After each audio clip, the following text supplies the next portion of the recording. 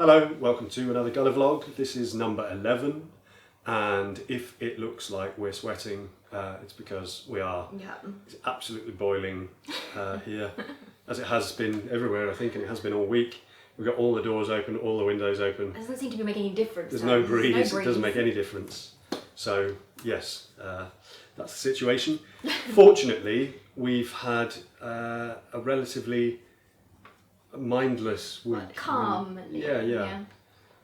Because our brains have been a bit fried, it's been nice to just get on with something that we can just sort of do without thinking, almost. Yeah, when we've made a prototype puppet, and if we then have to make lots of that puppet, it's not so tricky, is it?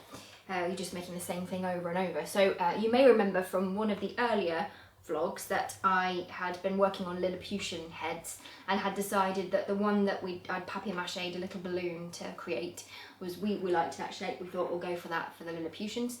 So this was the first one that I made then, and then this week I have made 3 more. So I blew up some balloons. One was very unsuccessful actually because the heat deflated the balloon as it was trying to dry, so it ended up looking like a little shriveled onion. Yeah, we've got a little turnip head somewhere. Yeah, it's quite funny. But they've all got different characters, so I've given them different kind of shaped noses, slightly different eyebrows, different mouths. This one looks a bit more grumpy, I think. There we are. And this one I think might be a girl in the end. They all need hair. So that'll be one of the next jobs that I do with them. And they all then, the next thing as well, I'm going to give them a little sand because I want to just smooth them out a bit. And then they will have the back bit taken out and prepared to put on a handle first to hold them by. And then there will be a neck, a stick that goes up the back here, which effectively is the neck. That's what then connects them to their bodies. So that's the next stage with those dudes. Meanwhile, as I have just demonstrated, Noel's been making... Yeah, so while Antonio was doing that, then I've had a little production line going of Lilliputian body parts ready to make 4 Lilliputian bodies, which is what we've got here. They're basically all the same as the prototype. We were happy with the way that worked and the way that it moved. So they're more or less the same. Little variations. This one is just a little bit taller because this will be the emperor, and it's stated in the story that he's like a hand taller, or significantly taller than the other Lilliputians, so he stands out and is very impressive. And if you remember, the idea is that they can be operated with one hand if necessary, so the heads will sit comfortably on the top, so you could have one on each hand, but also that then the head has a little bit of movement, so you can use that handle to operate them and get them to look around and They've all been made of pizza boxes. give a bit of expression. Lots of pizza boxes you cut up to make these ones? Yeah, lots of pizza boxes. Yeah. So yeah, that's what I've been doing. I've had all that stuff lined up on the on my desk all week, and here we are. It's not the most exciting. Like, it's not the same as when we're making new puppets and the new prototypes. And every week you're coming to go, hey, look at this new thing we've made. But it doesn't always happen with every show. But sometimes you get to that point where, say with any of the Grim Tales shows, it was the trees.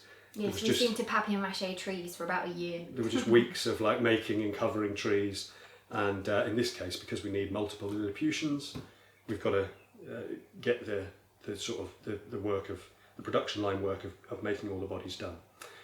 I think next steps it will be, once we're happy we've put them together and they're working smoothly, then it will be a case of covering the bodies and doing all of the kind of aesthetic stuff. Yeah, so they'll get papier-mâchés to make sure that they're nice and sturdy, won't they? Yeah, and I think once we've covered the bodies, I might like trim off the shoulders and stuff to make them look more rounded and a little less boxy. But yeah, there we are.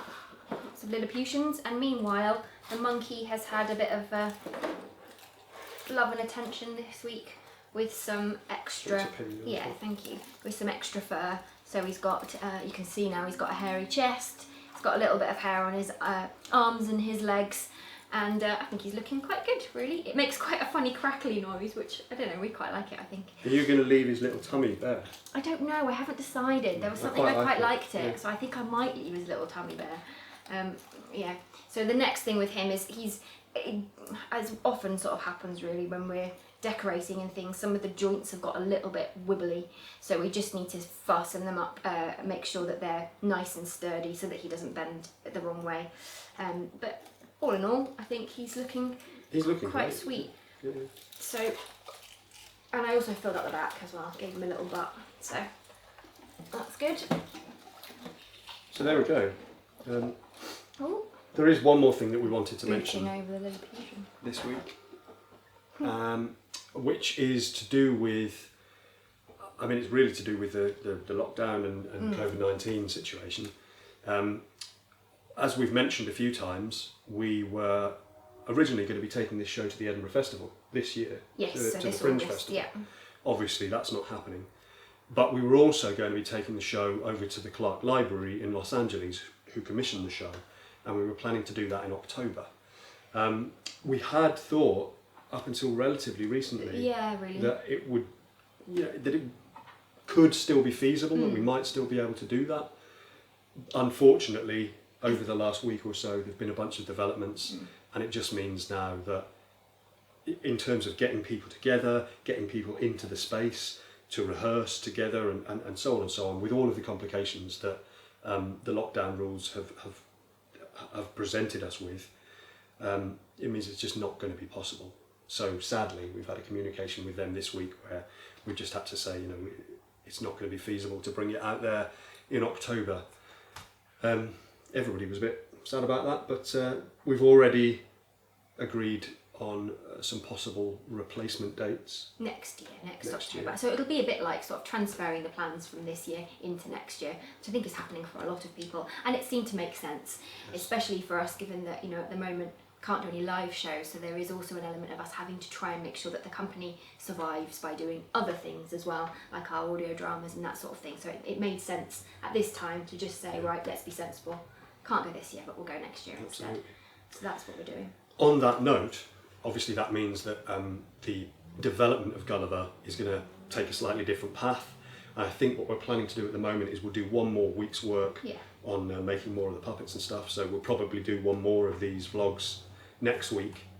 And then we're not going to stop. We're going to carry on doing these videos, but they will be not specifically about the development of Gulliver. They'll be about all of the other stuff that we're making and doing at the moment. So hopefully, if you've enjoyed this stuff, you will also find that interesting. And then we will resume the Gulliver specific ones when we go back to the creation of it, probably at the beginning of next year, I would think, depending on what happens for the rest of this year. Yeah. So that's where we are. Yeah, sure. I think that's about it. I think it is, yeah. Thanks very much for watching. Thank you. Hopefully we'll see you next time. Thanks.